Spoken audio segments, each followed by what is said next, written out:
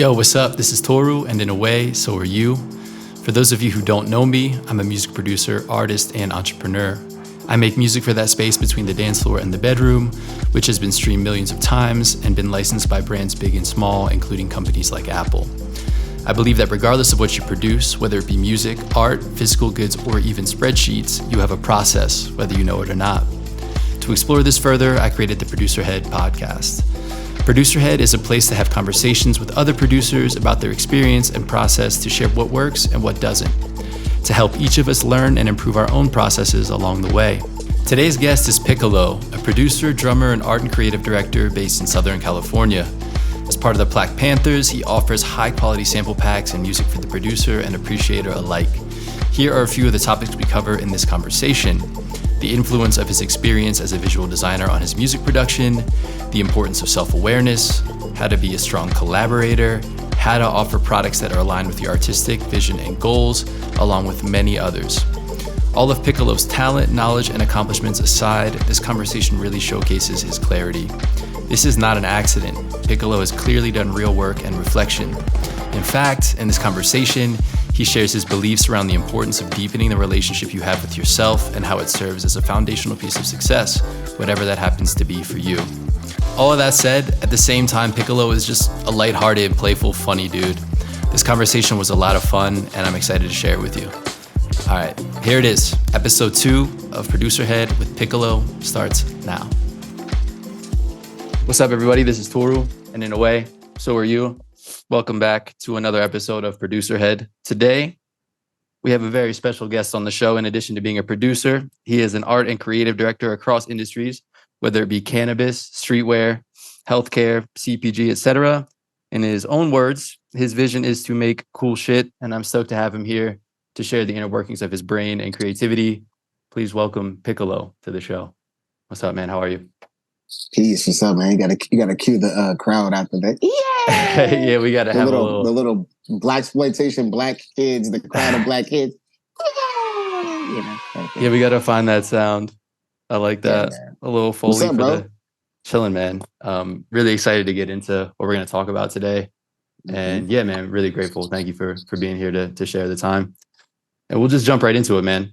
And it, like I said, in addition to being a producer, you're also somebody who has just a really kind of broad visual, creative kind of body of work. And so I think it'd be cool to just hear you talk a little bit about the intersection of music and design. So as somebody who does both of those, I'm curious about how you see the two. Are they connected somehow? Are they completely separate for you? Design is life, right? So everything is design and it's all relative. So I do think when approaching music, I'm still using my same design mind. You know, when it comes to space design, adding color, knowing when and where to add things, when to do broad brushstrokes versus, you know, pointillism, or, you know, taking a sketch and using a sketch as is and appreciating a sketch for what it is versus vectorizing a sketch and taking it to another level, or, you know, inking a sketch or whatever. You know, all these things are relative. When it comes to layer, texture, these things all lend to, you know, a feel, right? It's all about a feel. And the end result is what it's always about, right? And so the process to getting to an end result is the design process. What most people don't know about when they use the term design is essentially the science and the active science of problem solving. So you're constantly designing or coming up with the elements you are going to need in order to accomplish your end goal. I think design, it goes hand in hand, you know. And once I paused on doing music to focus on my design career, I got a chance to develop some skill sets that I'm able to utilize in the design space that give my projects stronger themes, more, you know, cohesive language, messaging. So I do think it goes hand in hand. Yeah, I mean, so you mentioned sort of like really specific steps visually there, from sketching to vectorizing things. I'm wondering, like, Are there parallels or are there direct links that you would compare those to when you're talking about producing beats? Absolutely. So like, for example, when I mention a sketch in drawing, it's the same where production wise, I can have a drum break that I pull from a classic break, or maybe one of the homies plays drums and I pull in something just because I had in my head, I had these chords, this chord structure, or I had this melody, right? So I'll just grab something real quick, like drums, right? And that's kind of like a sloppy way of producing, right? You're just kind of taking something random and say, okay, well, let me just grab this. It's not exactly what I want, but it's enough for me to lay down this idea, right? And then I lay down my idea and I'm like, okay, it's not tight yet. I don't have the exact sound I want yet. I don't have all the articulations I need to make sure that I'm communicating everything when I'm playing.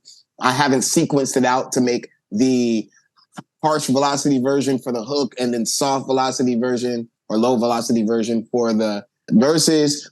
Yeah. You haven't done all of the things to polish it and complete it to make it ready for what the perceived market version of it is, right? Yeah. So you're kind of sketching, you come up with the idea, but that sketch is often enough to communicate the idea just enough for an artist to say, okay, I'm going to write to this and complete the idea. Then that artist maybe records to the sketch. Yeah.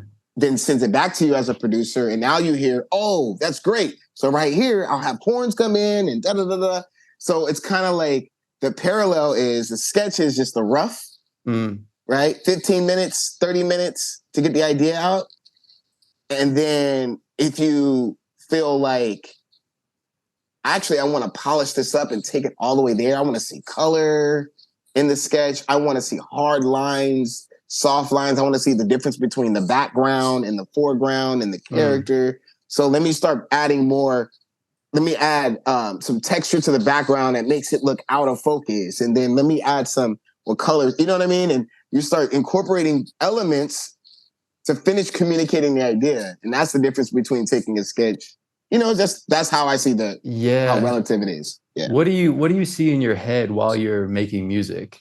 Because it sounds like it's actually a pretty visual thing. You know, you're describing really visual things like colors and lines, textures. It depends. I have different sides of myself, right? There's a side of myself it's probably 80% of me that's project based, right? So based off of something that like I'll be watching TV, right? YouTube, right? And maybe I'll be watching battle rap, right? And somebody will say something I'm like, oh my God, that's a crazy title for like a song. Yeah. And then I'm like, man, what that song sound like? Oh shit, like, oh, what if I sampled so-and-so and so? Oh, wow. So the inspiration maybe comes from a raw place and then I go to sit down and then I'm now in my mind trying to put those pieces together.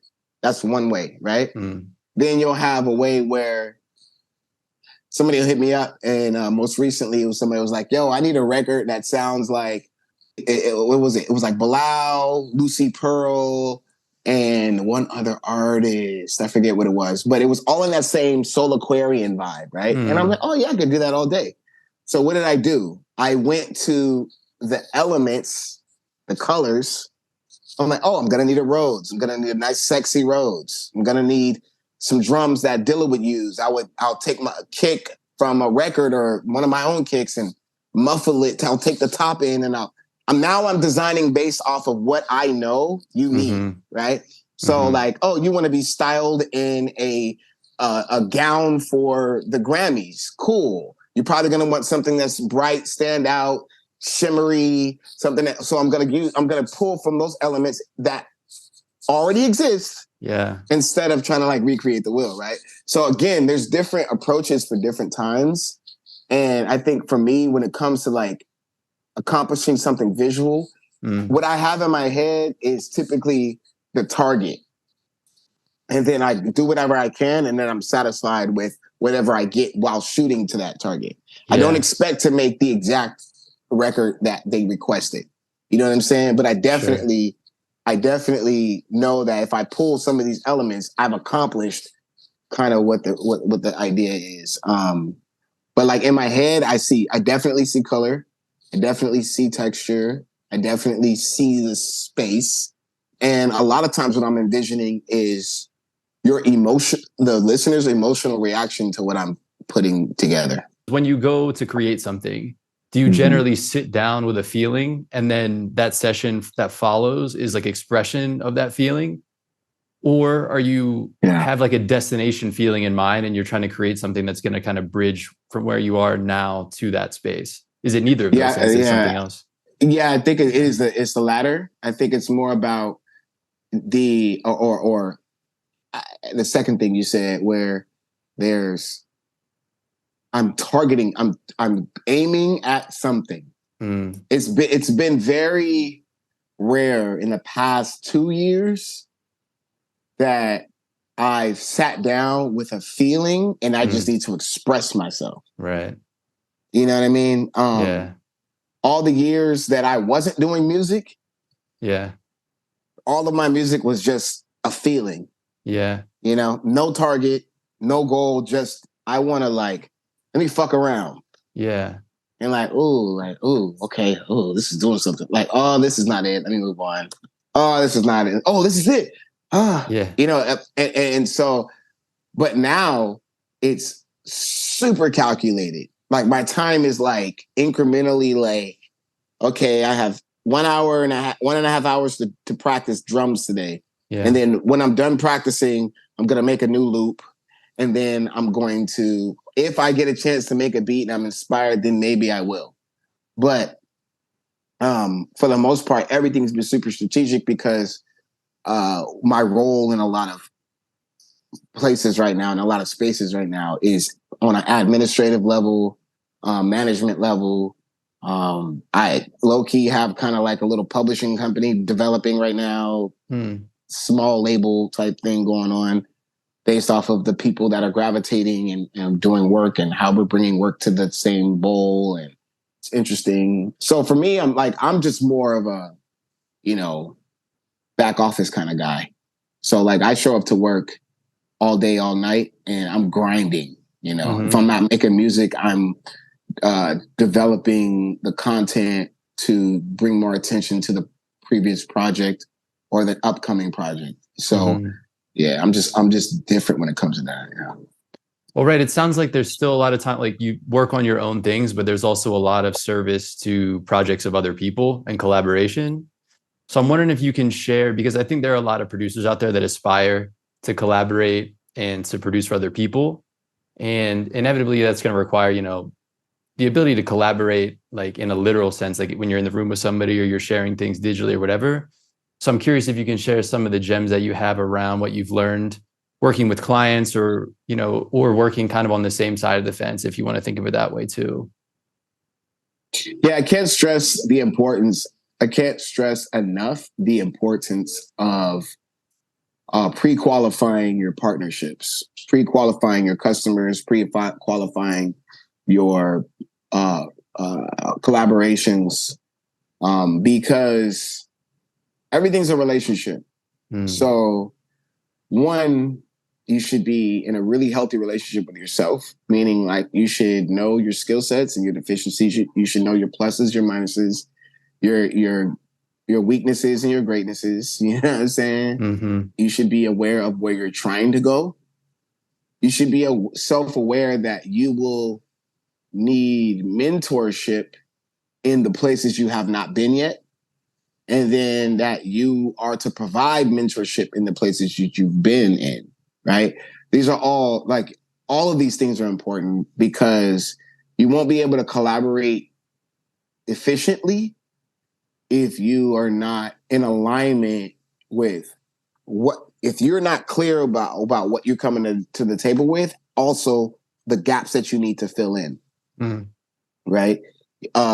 So I said that like as a blanket of wisdom because I've been through a myriad of different scenarios that have proven to me that you can't just want to collaborate. It has to make sense.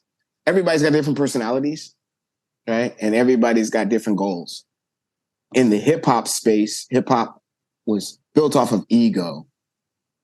So you find in the hip hop space, it'll be like a hit or miss type scenario where you're trying to collaborate with people and you realize they're maybe hoarding resources, maybe not as comfortable or experienced collaborating. So you get a lot of weird energy or a lot of interesting scenarios that kind of turn you off from collaborating. When really you should just be mindful that, oh, okay, see, we just weren't a good fit. You don't quite understand my sensibilities when it comes to this, how to collaborate and how to work with other people. You'll see this in work environments. I know if there's a lot of musicians watching this, they haven't had a lot of jobs, but no. But honestly, yeah, like in the corporate world, you'll realize you're not gonna like everybody you work with. And often you may need to work with certain people and you have to find it within you as to what capacity you have in order to show up, in order for you guys to get something done and get to the end result with as little friction as possible. So in a label scenario, you may be in a room with somebody you don't mesh with socially, like morally, right? But you need to work with them. You need to be able to ignore weed smoke. You need to be able to ignore maybe they brought in strippers and you're a married man. You know what I mean? And you're like, yo, this is not cool. I'm not really into this. Or alcohol's a trigger for you. Or, whatever it may be. Being disrespected by the artist as an engineer, as a producer engineer, being disrespected and having to be able to take that to a certain degree to understand, like, well, they don't know me. They're talking to the back of their head.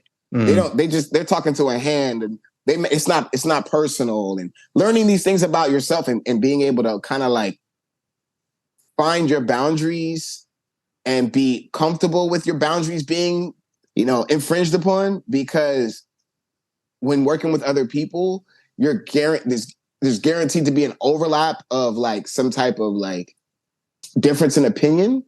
So in a scenario where you have to collaborate, you got to be strong and fucking professional as fuck.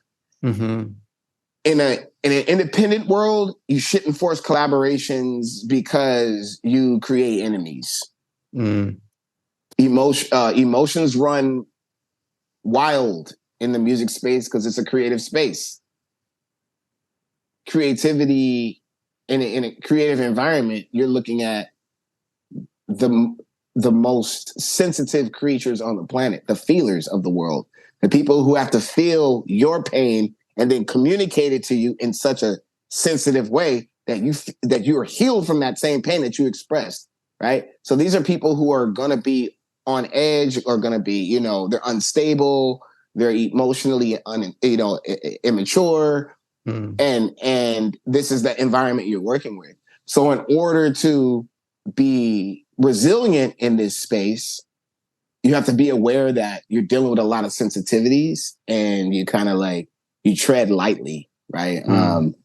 I'm working with a few people who are fucking amazing, and they have different skill sets. Some people aren't really into administrative work, and they've expressed that out the gate to me.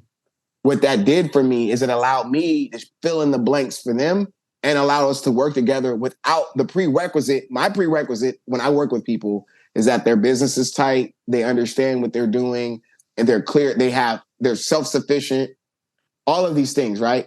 I require that so that when we get together, we're just going and we're just continuing to move and there's no lag, right? But when somebody comes to me and they communicate, hey, these are my strengths, these are my weaknesses, you've leveled the playing field and you've given me an opportunity to say yay or nay with full consciousness. So now I can treat you like, oh, okay, you know yourself, that if you suck at that, I got you. We'll either hire somebody for you for that, or I'll take over that role for you and we'll just keep it going. So it is, being self-aware is the number one thing. Like, I can't stress it enough, on both sides, on every side of it all. And if you're dealing with somebody who's not self-aware, strap in, get ready for problems, Yeah, Yeah, no, I mean, that's really interesting, man. Like the self-awareness and the pre-qualifying, I think understanding what is or isn't a good fit for you and what success is or isn't for you. Those are really, really interesting points. There's a lot of, wow, that was a lot. Thank you. And I think you mentioned too, the business piece in general, right? Like the importance of somebody having their business in line, as you put it, you know? And when we talked before, man, offline, you have a really cool perspective about kind of music as a product and the context of things like an art as a product in the context of a marketplace. So I was wondering if you wouldn't mind just like jumping back into that and telling us more, because I think you have a really cool, I don't know, like kind of theory and perspective about it. And then also in the way that you execute it. Yeah. Coming from the CPG world, right? Consumer packaged goods, right? Mm-hmm. You deal with the side of things where you're connecting all of the departments in a business to communicate everything that needs to be communicated on your packaging, right? And when artists, when I'm saying artists, I'm only speaking on people who do vocal recordings, right? An artist that does vocal recordings and wants to be represented as an entity for their image, right? They have certain goals. They want popularity. They want, they need traction. They need momentum. They need a good team who can maintain the vision, maintain the whatever you guys have set up for yourselves. Typically, you want to have a head start independently. So you have a grip on your identity and you own that intellectual property in a sense.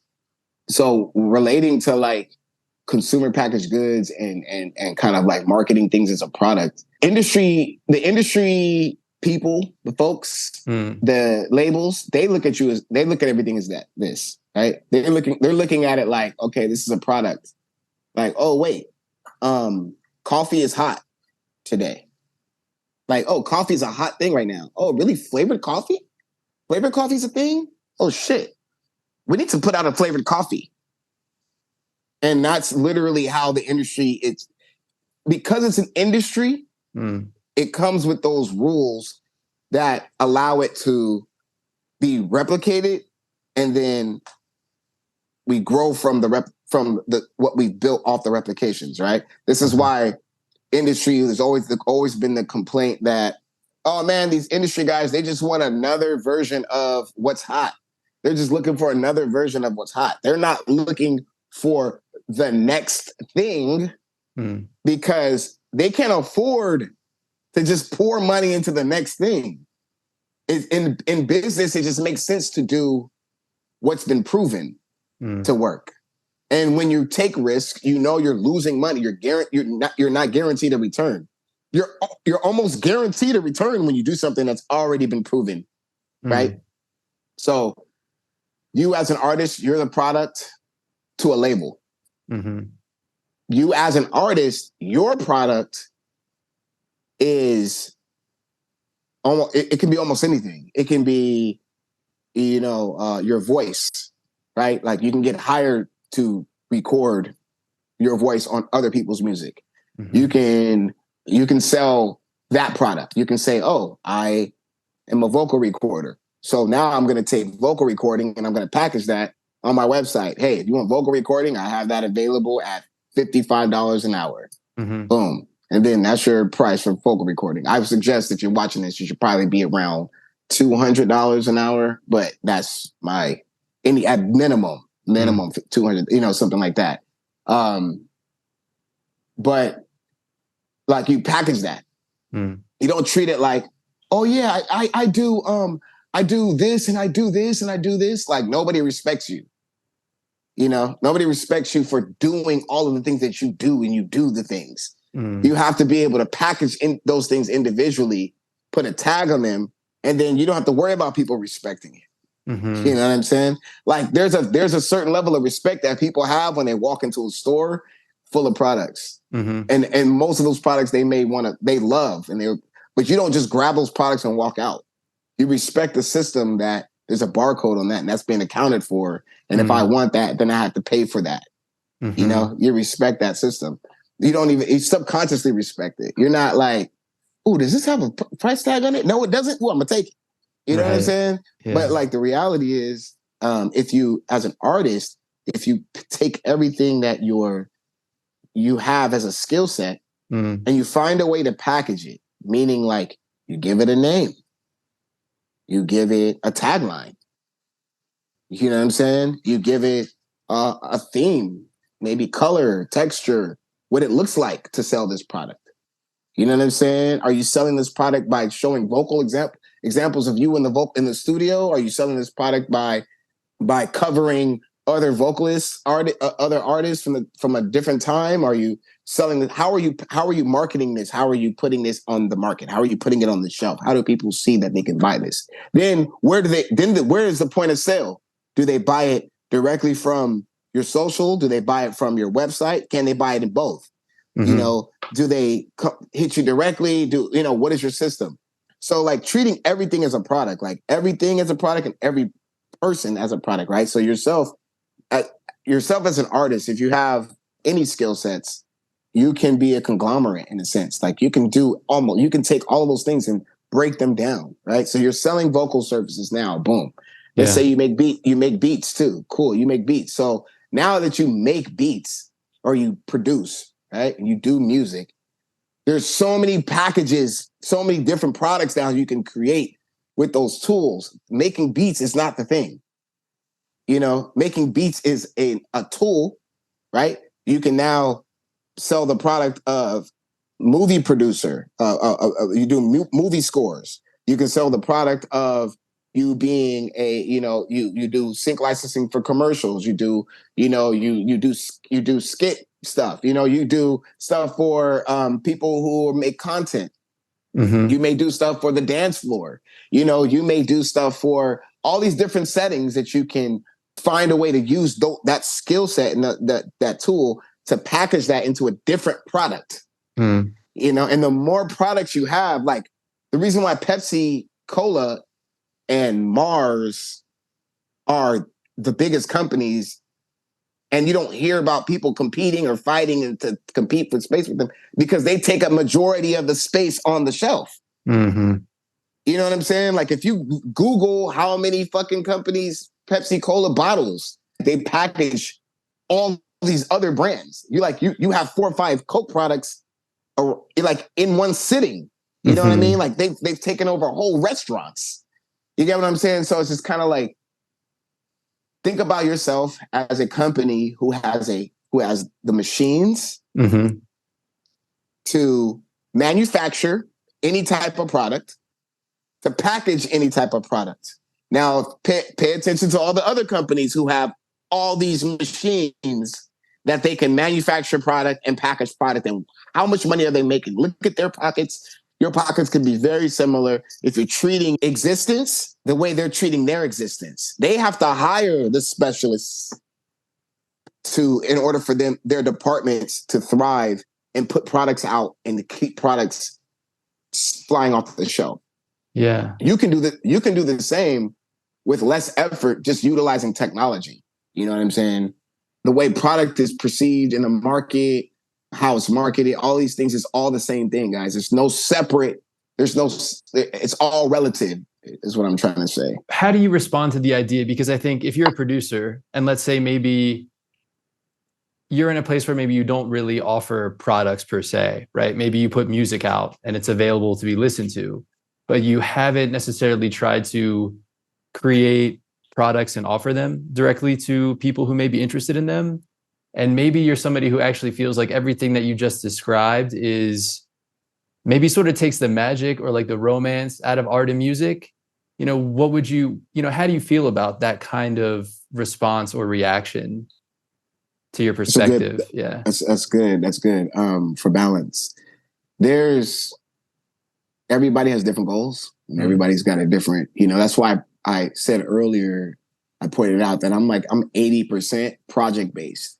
So for me personally, I'm all about efficiency, effectiveness, and how do we refine our process? How do we build a system around this? How do we make this replicable?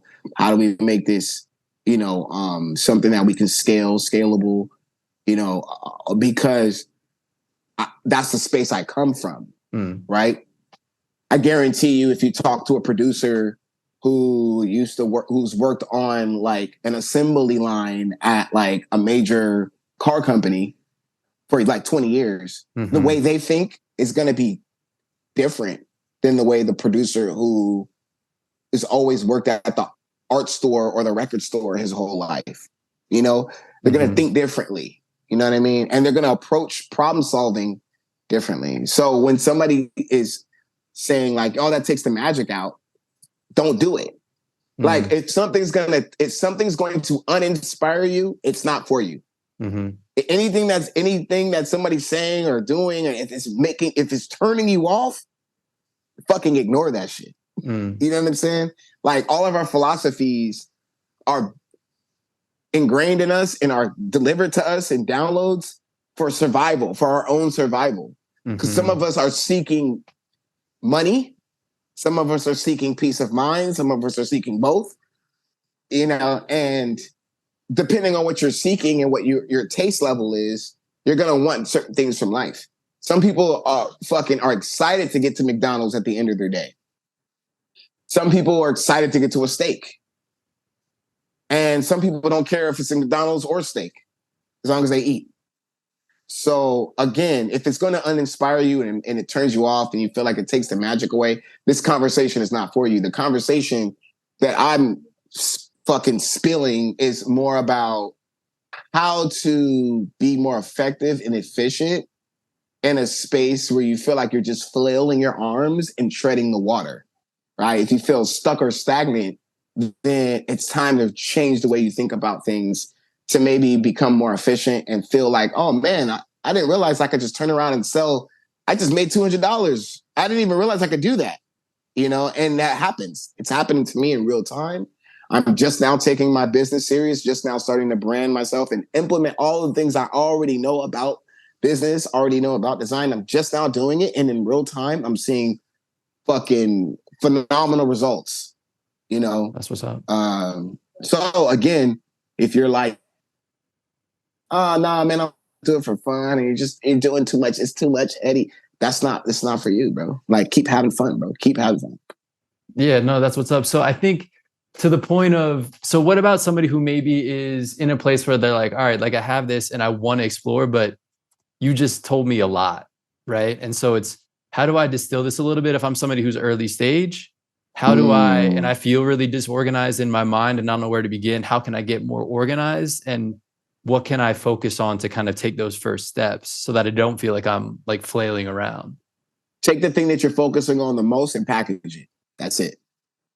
Take the thing that you don't have to be coerced to do. You don't have to be asked to do or paid to do. Take that thing and practice packaging that, get good at that, and then everything else will work itself out because you'll prove it to yourself what it is. And then do the research. Like, you should never take one conversation and just move off of that. If you're inspired, that's one thing, but like take all the questions you have in your head and literally look up all of those things on YouTube, get 4 or 5 sources, go to Reddit, go to wherever, read a book, buy a book, listen to a book. But like, don't let inspiration be the end all be all. Inspiration should be the spark, you know, and then the rest of the engine and the car has to do all the other parts. You know what I'm saying? Yeah. No, I love that you just use that, you know, inspired is the spark and not the end all be all. So can you talk a little bit about how you find a way to work at times when you're feeling less inspired? I don't. Me personally, my process, I've learned that I'm not going to sit and waste time in an uninspired space.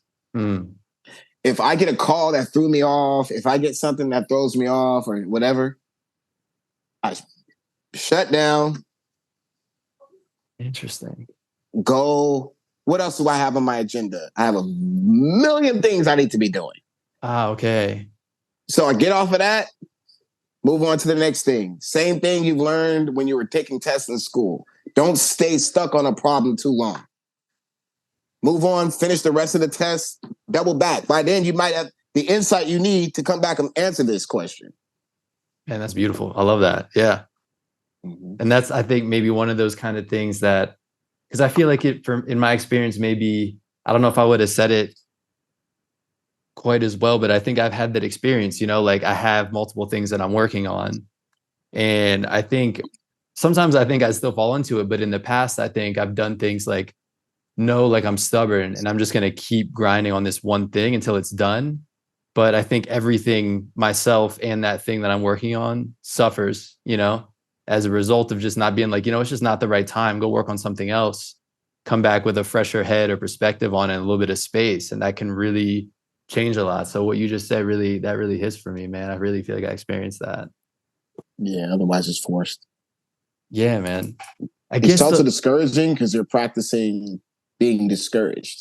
So like you're spending time now investing in the defeated energy, It's like always be celebrating a win, always be pushing yourself to be in a space where like, oh shit, it's not good. Okay, bet. It's like anything else. An argument, you're like, okay, we're not getting anything accomplished here. Let me go over here and because otherwise he's going to keep bringing me, and it's going to be harder to climb out that, So. Yeah, man, I'm really continuing to see like kind of the importance and like kind of value of self-awareness, for you. And so I think, man, that's such a cool, like core thing to like have. What would you like to share, if anything, around helping people, develop that? Because it's I feel like it's a term that we hear a lot, but it's a really difficult thing to, it's not like if you want to get stronger, lift weights, it feels like it's a more nebulous thing to kind of chase or develop.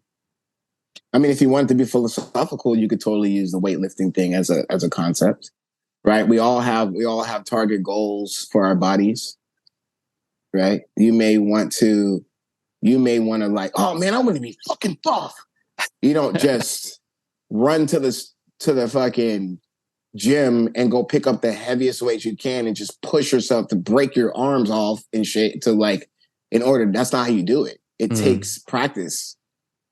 Like taking the small moments, right? You got to do reps. So you do just enough so you don't hurt yourself. because people are afraid of their truth. They're afraid to reveal their truth to others because others will judge them, and they feel like that'll keep them from having the relationships they want, from the success that they want, the access that they feel like they need. You know what I'm saying? And it is true. Those are real fears, but that are real things. Like, you will get shut off. You will get judged. You will get treated differently because of the things that you reveal about yourself. So you walk around practicing hiding yourself from others, and you spend a lot of time in so many social climates where you practice more hiding than you do sitting with yourself. So when you take the little moments, dude, and be like, you know what, right now I'm feeling like melancholy. I don't really feel like up or down. And I'm kind of like, I don't know why that is. Let me find out why that is, right? And as you're going through your path, some of you assholes are going to think about everybody else and what they're doing to make you feel this way.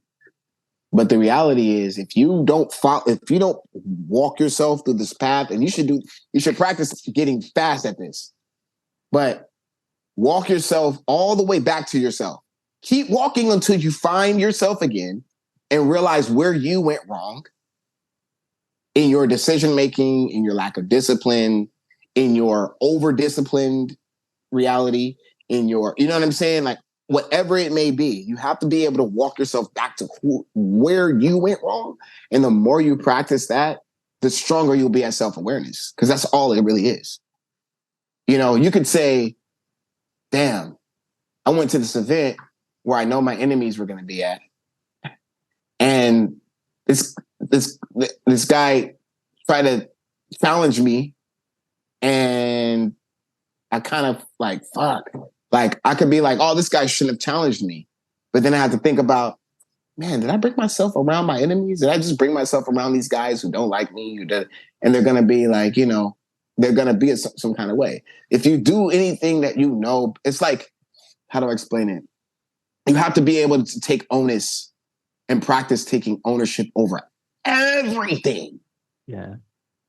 Every decision you make. and everything that happens to you as well. And when you catch yourself pointing the finger, you definitely need to take a moment to really identify where you went wrong. And I guess it's just a universal thing, because it's not just something you're doing in your art. It's something you have to practice in life, because your art is imitating life and so on and so forth. So when you realize, oh man, the reason why Toru, I haven't gotten back to you. Fuck, I haven't gotten back to you. I'm late on sending you this, and why am I not? I can't blame you. I can't be like, oh man, why are you putting pressure on me to get this done? No. Like, I have to be like, oh shit, I agreed to doing this, didn't I? I think I agreed. I did agree to do this. So let me make sure that I'm holding myself accountable to where, like, oh shit, I need to stop failing. You know what I'm saying? Like, oh, I'm late on something. Oh, pardon the lag, you know what I mean? I don't really necessarily need to give you an excuse, because the excuse is not for anybody but yourself. It's just more about practicing. Oh shit, I'm fucking up. I need to be on top of it. Also, and I'll end it with this for this subject. It's really about being connected to your integrity and knowing and your reputation. And as you move further in life, you realize your reputation lasts longer than your money does. So you have to say, what do I want people to say about me when they talk to other people about me? Like, I don't want to give anybody a reason to say that, oh, you're a snake, or you're not a professional, or you're blah, blah, blah, blah, blah. And if they can say that about you, they can actually back it up with something that you've been self-aware with. You maybe gave them something that they didn't know. If you came to the space and you said, hey, bro, before we do this, I'm super swamped these days. I have a lot going on. I'm trying to do this, this, and this.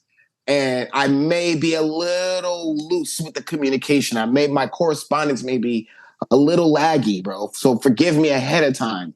Then as we move on and we're communicating and I'm lagging on communication, you're kind of like, oh, he said this was going to happen. So self-awareness it's one of your strongest tools, man. Yeah. Wow, man. That's you just dropped a lot in there. Thank you. I hope if you're listening to this, you go back and take some more of that in. The last thing that I wanted to touch on around some of the business related stuff we're talking about, because we kind of, I don't know, you just dropped some things and we just had to follow that, I think. But there was another piece about business we had talked about before, which was sort of like this is maybe, I don't know, one of those voices where people avoid at times the product aspect or implementation of art. And for the reason of feeling like it makes them a sellout, or that it's the act of selling out, and that's I don't know, that it carries a really negative connotation. And I wanted to hear you speak on that a little bit as well. I think it's important we don't skip over the fact that the concept of selling out was given to us when we started to empower ourselves through our struggle. So taking things that were used against us to keep us down, taking those things and using those things to make $1 out of them, creating the whispers of division from people who weren't able to harness or be resilient enough to take a negative situation and turn it into a positive. It makes the people who aren't resilient envious towards the people who are resilient by saying they're sellouts. What that does is it creates the environment that if you do something for yourself, that is, what's the word? That there's a large gap between you and the other people that you maybe came up around or the community that you came from. If you do something that separates you, then now you're a sellout, right? And one, that's an illusion. That's an illusion. There's no such thing as selling out. And if you were really going to use the word, because that's a slang term, selling out, right? Because if we're going to use the actual words for what they represent, back to talking about product, when you're putting a product on your shelf, the best thing you can do is sell out. The best problems you can have is not being able to produce fast enough for your customers. Business is about supply and demand. So product that you're putting out should be based off of demand. typically, right? And when you're talking about art, if you notice art galleries, the way art galleries work, it's like if you are invited to an art gallery, typically you've bought art before because they're only going to deal with people who buy art. An art gallery is not a situation where like Disneyland, where it's like, oh, we paid $30 to get in here and walk around and just, I'm going to sit on this painting, like, no, it's like the reality is like these things are, when you're putting out product based off of what your product is and the demand, now you have levels of exclusivity, you have levels of obscurity, and then based off of those things, you can price those things differently. But it's all about perception. If you make people realize your product is rare, right? Let's say the only place you can get my product is here on my website. Now that made that product way more rare. Only 30 people can say that they actually have my album and sit here and have the physical album, have got the download, unless they're passing it around. The people who purchased it and have an original copy, there's only a handful of people out of all the people who follow me, all the people who engage, right? Mm-hmm. So, but being a sellout means what to who, right? So let's say I, as a hip hop artist, hip hop producer, let's say I take a sound pack, put out a sound pack, or take a sound pack, put out an album using just that sound pack, right? And I use all the elements from the sound pack. And if you know, producer, sound pack type thing, like, oh, if you know that, I know what pack he used, right? But Lil Wayne heard that album that I did, and he wants to record over the whole album. And now overnight, I'm this fucking rock star producer who used the whole sample pack to get big, right? Now, whether I make really good beats or not on the side for real, and I can do it on my own, and I can show and prove that later, that doesn't matter. Like, to some people, I will be a sellout. If I was a rapper or an artist, or a vocalist. Let's say I was a young lady let's say there was a young lady out, young coming up, and she was really good at rapping. And she was really, really good. And she had all the lyrical skills. She checked all the boxes, right? The voice, the presence, everything, right? Stage presence, everything. And she grows up in an era where unless you are sexualized and overly sexualized as a woman, you cannot be successful, right? So if she goes and gets her body done, right? Is she considered a sellout? Did she sell out her art? Did she take the purity of the art form and just package it in some bubble wrap with like this fancy glitter bedazzled body, and now she's selling records? Is she a sellout for that? You know what I mean? Like by definition of the slang term, she would be a sellout.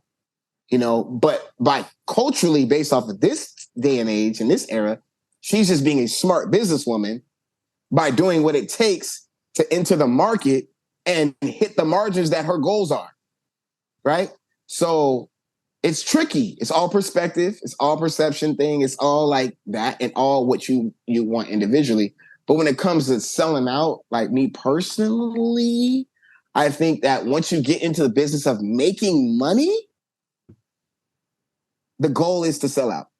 Now, if you're truly somebody who's like, I do it for the art and it's the culture, it's the art, then nobody will ever know you're fucking doing it. You would be a monk somewhere up playing the mandolin on a mountain somewhere. You get what I'm saying? But that's not your vibe. Your vibe is you turn the camera on every time you get a chance. You want people to see you playing you want it. So you're trying to sell outwardly and get as many of your products to sell out the door. So that conversation is dead. Just like the biting conversation is dead and all that. Like it's. No, that's cool, man. I mean, it sounds like in a way it's sort of some self-awareness of, why you're making music, and generally you want somebody to hear it, I think, I think with that, man, I want to get into a little bit about your process and how you make beats. Okay. And let's start with like the use of samples. What rules do you think are important to keep in mind while sampling? Are there samples that are off limits? Do you think there are samples that legitimize or delegitimize the quality or validity, of music? There are no rules, man. It's art, man. There's no rules, man. Come on. There's no rules. I've seen paintings with a whole shoe glued to the canvas. Like, what are we doing? Like, there are no rules. The people who make rules are people who have limitations with themselves, and they're holding themselves back because they're in fear of what they cannot accomplish, as well as allowing people want to create this exclusivity and keep people out of something because they have this impoverished mentality, lack mentality, where they feel like there's only one slot, right? So the only reason why you would ever tell somebody, hey, you shouldn't do that, is because you have such a strong conviction in your spirit that, like, oh, you would get in trouble for it, And there are no rules. If you think about sampling, the concept of sampling broke the rules already. So to make rules around theft, this is like organized crime. It's like, like us criminals, we have a code between us. It's like, there's no snitching. Yeah. Like that's not a rule that exists anywhere else other than in crime settings. Like, you have to be breaking the rules already in order to start abiding by that rule. So the concept of sampling, no, bro, like my process, I don't believe there's anything off limits. There's times where I've gone to sample something and be like, nah, man, so-and-so killed that shit, bro. I'm not even gonna fuck with this. You know what I mean? There's times where that happens, but that's a personal, like, I don't know. It's like, I already know people are gonna be comparing in their mind my version to this version, and it's not worth doing. Sometimes. And then sometimes I'm like, man, that version was all right, but watch what I can do with it, So sampling, I do think that there's too much stigma around what can and cannot be sampled. How much of something you can sample. Like, if you're sampling and then now you're going to tell somebody how much to sample is the most ridiculous thing. So yeah, man, some people get blackballed and disrespected and they lose their access to certain things because of how they treat the music. So share with us how your process typically works around making a beat. I mean, I can appreciate that there's probably a good bit of variety and there's not one way that you do things. I'm a Reason user. So I'm actually going to go pick up an MPC Live. Oh, wow. So I'm going to master that for my outside performances and stuff, use it as my SP. I'm an in-the-box producer right now, and I do all digital stuff. So I have a keyboard controller, and these days I've been, because I've been practicing drums and learning drums, I've created like about 50 grooves. And so these days I've been taking those grooves and chopping them up or using them straight out. I typically will start, these days I've been starting with drums because I've been hanging around a lot of hip hop producers, boom bap producers, lo-fi producers, chill hop producers. And so for me, a lot of that is centered around the drums. So if the record is a drum heavy record, then I start with the drums and I make sure the drums are tuned exactly how they need to be and they sound beautiful. So if I imagine the music dropping out and the drums hitting, the drums, like, this is it. I feel it. This is all I need. And then add layers until I'm content. Sometimes I'll stop and send it off to somebody to put bass or piano on it or whatever. And my process is simple. Lately I've been starting with drums. I haven't sampled off of a piece of vinyl in maybe a year. I'm about to switch that up now that I got the MP standalone. I'm going to be, hooking up my turntable, probably buying a new needle for my girl's got a pair of Technique 1200s she's had for, her whole DJ career up until now. And then going to be sampling off of records again, just trying different techniques because you get different feels when you try different techniques. My process is mostly just fucking slap some shit together until keep slapping until it's done slapping. Yeah, no, I'm really stoked to hear what you do with the MPC Live when you pick that up, man. It's exciting. How do you get inspired to make music? Where does it come from? Everywhere. Mm. Everywhere and everything. Again, like I said, if I'm 80% project based, I'm mostly project based.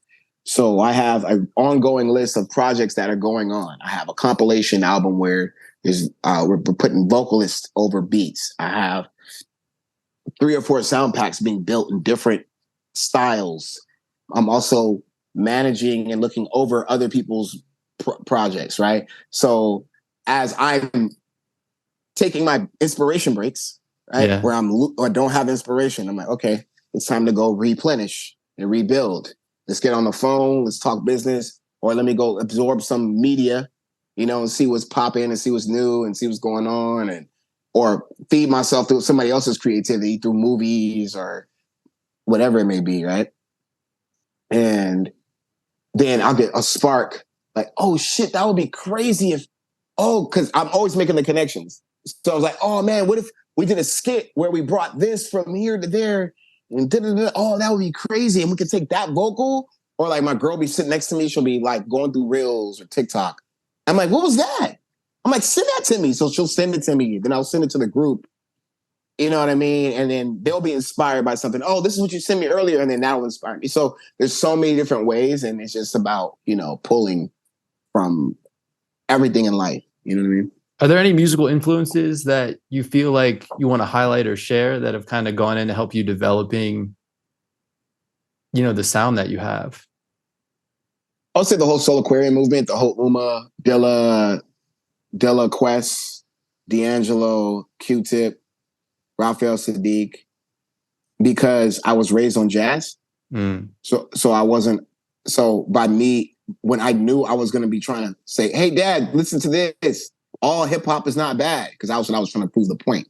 Mm-hmm. Right? Because that was his thing. He was like, you're not listening to that shit. It's fucking, I mean, I was born in 81. So you got to imagine the hip hop, when I became a young guy, hip hop was fucking kill be killed type shit. It was wild. Yeah. But to the media, they were burning CDs, tapes, all types of shit, right? And for me, I was like trying to prove a point to him, like, hey, yo, man, look at this stuff. I wasn't even a Tribe Called Quest fan. I just loved the music, the beats, and trying to prove to him, like, look, dude, like they love jazz. Like we love jazz as hip hoppers. And so, yeah, that was like, yeah, it's always been those guys, the Dillas, obviously the, Pete Rocks, not so much Premier, even though Premier influenced me to understand like space design and like, how you don't have to do much for a rapper to get on it and go crazy. Premier's got some of the dopest rap beats ever. You know what I'm saying? And so does Timbaland with a bunch of shit going on, But again, I think Timbaland is one of those influences too. Neptunes, Pharrell, all the major guys, everybody that we were all exposed to. And then I can't even begin to mention all of the soul and jazz influences. I feel that's more in my DNA than in my epigenetics. You know what I'm saying? So yeah, cool. But I definitely listen to a lot of that stuff. So the last little section I want to get into before I hit you with these like one-liners is just, I think, you've done a really cool job in the way that you like release and package things, your sample packs. Even if anybody goes to your website, it's just so organized and just fun it feels like an experience. So I was wondering if you could just share a little bit of your thought process and philosophy behind how you think about releasing and packaging a sample pack, for instance. I've had to learn a lot by the culture, by the existing culture of sample packs. 2019, I actually developed 3 sample packs, and I was introducing them through another page, and I wasn't getting any traction. And then I realized, oh shit, like motherfuckers don't know where these packs are coming from, and they don't even know why it matters to pay attention to these packs. So I decided to double back and develop my producer career so people can see, oh, I like the way he thinks production wise. I like his sound. I like what he does. And then also building up the network for people to see like, oh shit, like not only is he good, but all the people around him are really good. And then so that anything that the camp does that comes out of this space, people respect, right? So there's that social element of like fucking clout, right? Mm-hmm. Which I hate, but it's like people don't see past clout. I don't know why. And then so taking the political movements of, you know, working with people who are not me, but have the same sensibilities as me, right? Smokes is a different producer than I am. Mark Knox, a totally different producer than I am. Ilian Roswell, a different producer than I am. And all of us are completely different. And when packaging something, brand recognition, Piklo, right? It couldn't just be sound packs by the 16 Group or Think Tank. Mm-hmm. Like you would be like, who the fuck is 16 Group or Think Tank? Who the fuck are these guys? But you know who Piklo is. So now that there's brand recognition and you fall in love with the guy and the brand and the swag and the style and the energy and the movement and the message, now when we package something and we put it out, it could be the exact same product as the person right next to me. But you're going to gravitate towards it because you like the brand. There's brand recognition. You're comfortable with this brand. You actually want to show support. You don't even want to be seen not showing support. That type of thing. I try to follow the same rules in CPG. You want brand recognition. You want message that makes sense. Why do you need this product? This product was designed specifically for you, with you in mind. These people, the guys who chop breaks and want different cool little random things to have in there, somebody who wants to be able to on the fly download drums and use it on their Koala app or like things like that.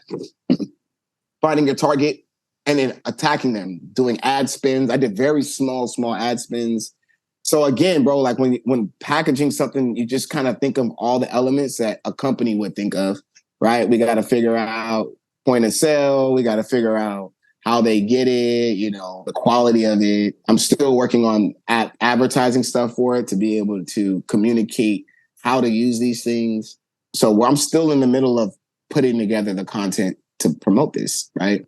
But at the end of the day, you just try to treat everything like it's a product. I'm not doing the thing where I spend 6 months promoting it, drop it, and then another 6 months promoting it and focusing on one product. Mm-hmm. If I were to do that, I would definitely get more concentrated energy around the product specifically. But because I came into this space as a brand developer and a product developer, what you need to see from me is before you're done drinking this water, I'm already selling you another product. Mm. For me personally, because you need to see me as a factory. They're like, oh shit, we need to go over here and get our shit together and get it out through these guys, right? Mm-hmm. Versus I'm competing with this guy. I don't want you to feel like you're competing with me, because if you're competing with me, you're not engaging with me. You're watching and you're getting out, and you're watching and then you're trying to get back to the lab, versus like feeling like, oh, I'm not trying to compete with this guy. This guy he's just doing his thing. So let me, like, I want a piece of that, because like, oh shit, this person got it. FOMO. I got FOMO now because, oh shit, Mark Knox is flipping your drums, and oh, Deli got beats flipping your drums. It's ridiculous why people respond to things like that, but they do. Familiarity, brand recognition. Mm. If their brand that they're more familiar with is fucking buying into this product, they're gonna buy the product too. It's product placement. So yeah, that's kind of like, I don't know if I answered your question, but this message brought to you by Avion Water. No, I know, right? But no, like what I was gonna say, but I think you brought up something interesting. What did you say that? It's not naive. It's naive, actually. Backwards. It's naive backwards. Mirror image. So what you said about sort of like, before you're even done consuming what you've already purchased, I'm already selling you another thing. And I think what's interesting about that is to kind of remove it. It's not a special occasion that I offered you something. This is just what I do. I continuously offer things, and this is just one of the things. And I think that is a really I don't know, it's just something I noticed, and I think that's a really cool way to think about it. I don't even know if that's really how you would think about it or how you meant it, but that's kind of what I heard. Mm-hmm. And I think that's a really cool way, and to not sort of, because it's like, I don't know, I feel like it kind of encourages you, maybe don't put all your eggs in one basket, don't get overhyped in one thing, and just treat everything sort of like an experiment, and it doesn't need to be perfect. You can get it the next time around. Yeah, most professionals who are fucking successful will tell you 80% out is great. Drop it at 80% and keep pushing. Yeah. And double back. Take notes and move on and drop it up. Because that's when we're thinking retail. If you notice, companies can't even sell out of their product and phase out their old product before they're introducing a new one. A lot of times they'll share shelf space with themselves. You know what I'm saying? You'll have this version of something. You'll have the nighttime non-drowsy. Then you'll have the daytime drowsy. Then you'll have the daytime non-drowsy. Then you'll have the daytime non-drowsy for kids. Then you'll have the daytime non-drowsy for kids with strawberry flavor. Then you have it with no allergens in it. Then you have it with, and it's great because guess what? Those are all different price points. Those are all different products. One number on that SKU change is a whole nother revenue stream from a whole nother demographic. And if you're thinking volume, because that's what people are looking at. People are looking at catalog. You know, they're looking at the volume because you could have done one great thing. Like, look at Lauryn Hill.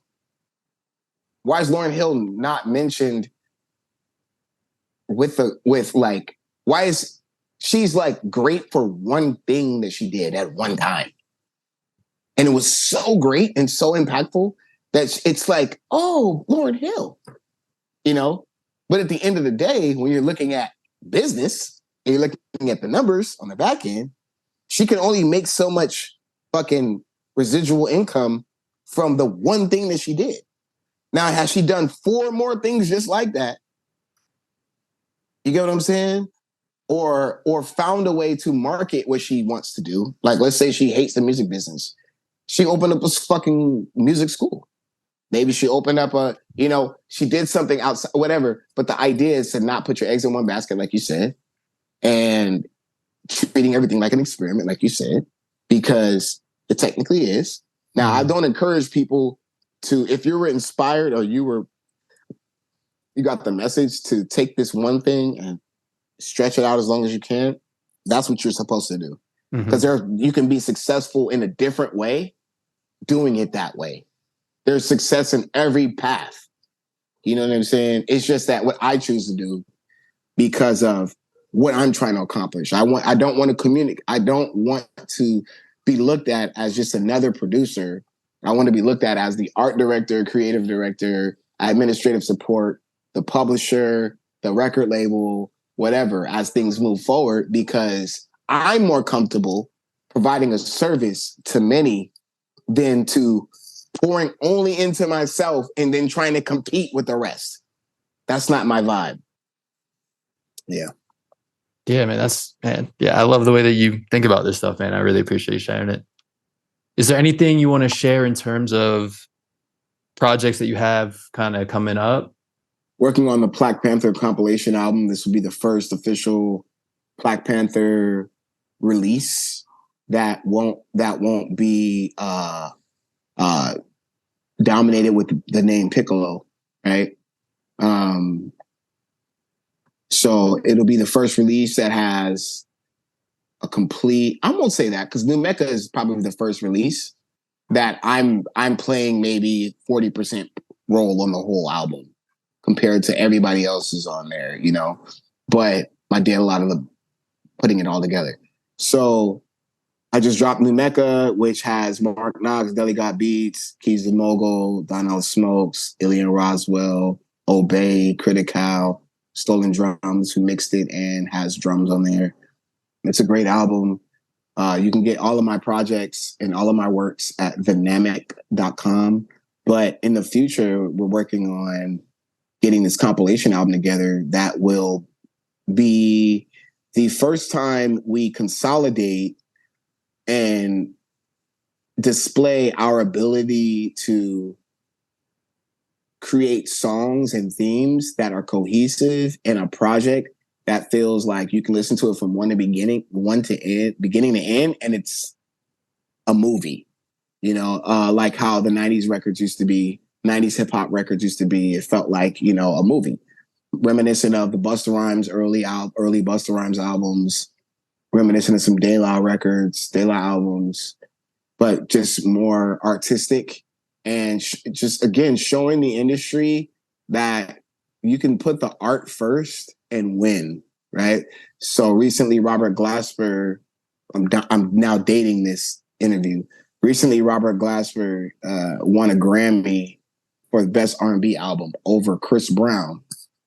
And if you know anything about Chris Brown, he basically gets the best producers and writers money can buy for every single album, right?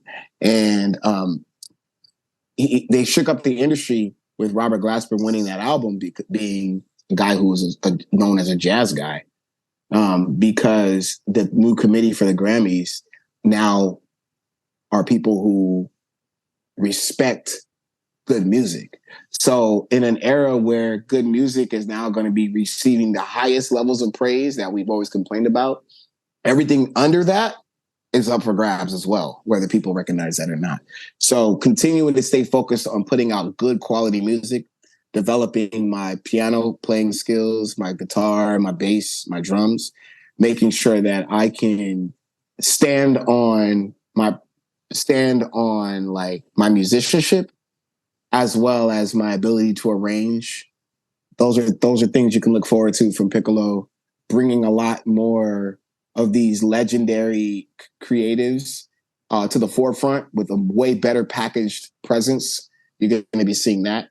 You're going to see a lot more creatives who struggle with, like Toru, you don't struggle with this, but aesthetically showing up to match their what they're trying to do audio-tistically, if that's the word.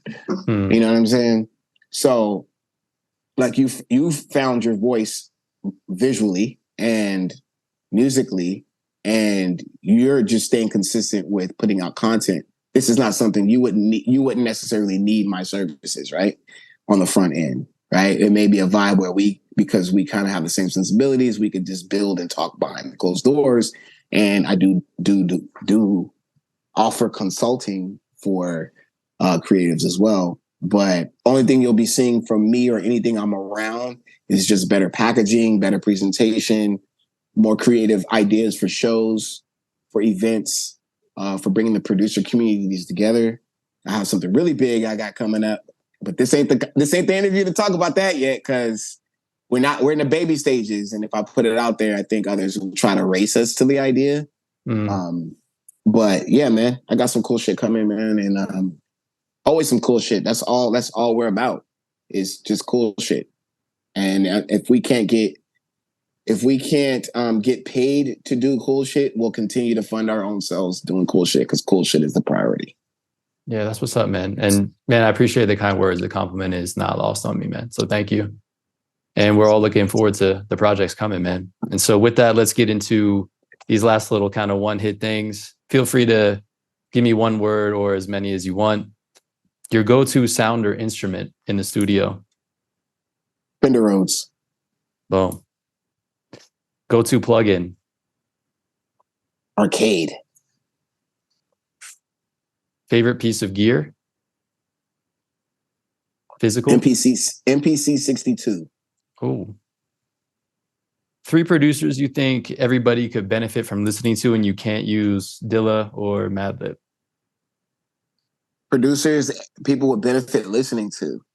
Quincy Jones, Babyface, and I'm trying to think of somebody a little bit more obscure. I do think DJ Quick is underrated. That's one of the GOATs, but right, I'm gonna put Quick there in that spot.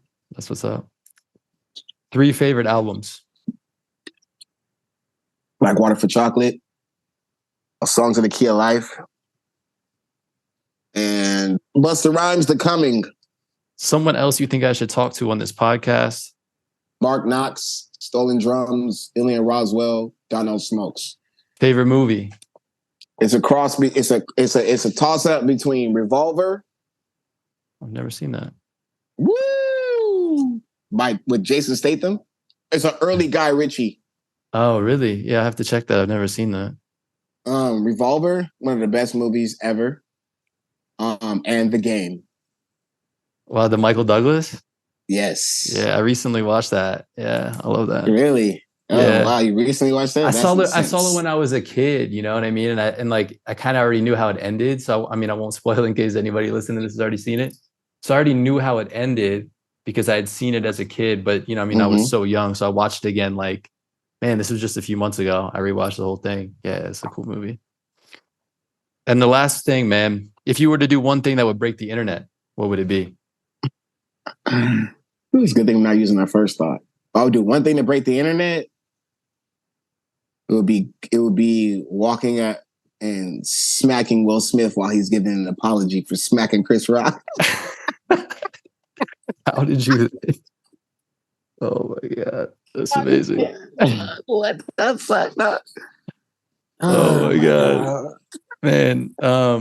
Wow, man. I can't thank you enough. I appreciate you sharing like all of your enthusiasm for all of this is just like so apparent, and all the talent and enthusiasm you bring to the scene and the community in general. Like, thank you for making the time to share that. Before we get out of here, just share everybody with like the socials, the website where they can find you and follow along for all the past and upcoming projects. Yeah. So Piklo 7 O's. Piklo is a concept from Dragon Ball. And I embody the character of Piccolo. I just spell it Piklo. You can just Google Piccolo and have fun. My social is Piklo 7 O's. Quick interruption here. Just want to say that since this interview, Piklo has changed his social handle. It is now piccolo.pp, Piklo.pp on Instagram. My website is thenamic.com, the NAMEK, THENAMEK.com, where you'll find all the fun shit, clothes and everything, even the jacket I'm wearing, things like that. Well, yeah. So for those of you only listening, you can feel free to check out the video and see that the jacket's worth buying. Check it out. Yeah, thanks. Thank you again, man. Appreciate you. Man, I appreciate you, Toru, man. I'm looking forward to the next few of these. Yeah, likewise, man. Appreciate you. Peace. That's it for this episode of Producer Head. Appreciate you coming through and being a part of it. My hope is that it helps you unlock a bit more creativity and find progress in a way that matters to you. Before we go, there are 3 simple and zero-cost ways to support the Producer Head podcast. 1, tap in and subscribe or follow wherever you're listening, whether it be Spotify or Apple. 2, if you haven't already, drop a review on Apple or Spotify. Maybe both if you're feeling it. The feedback is appreciated and helps me continue to do what's working while improving along the way. 3, send this episode to one person who would enjoy it. Do not underestimate the power of word of mouth. The most old school of methods are often the most effective. Finally, let's stay connected. I regularly share ideas that help me develop my creative process, along with music recommendations, and even give away free music and sample packs. Head to torubeat.com, TORUBEAT.com, and sign up to receive all of these things and stay up on all things Producer Head. You can also stay connected with me and the podcast at torubeat, TORUBEAT, on Instagram, YouTube, and TikTok. The theme music is one of my own songs. It is called Room to Breathe and available now on all streaming platforms. Again, for real, thank you so much for being here with me, and I look forward to catching you in the next episode of Producer Head. This has been Toru, and in a way, so are you. Peace.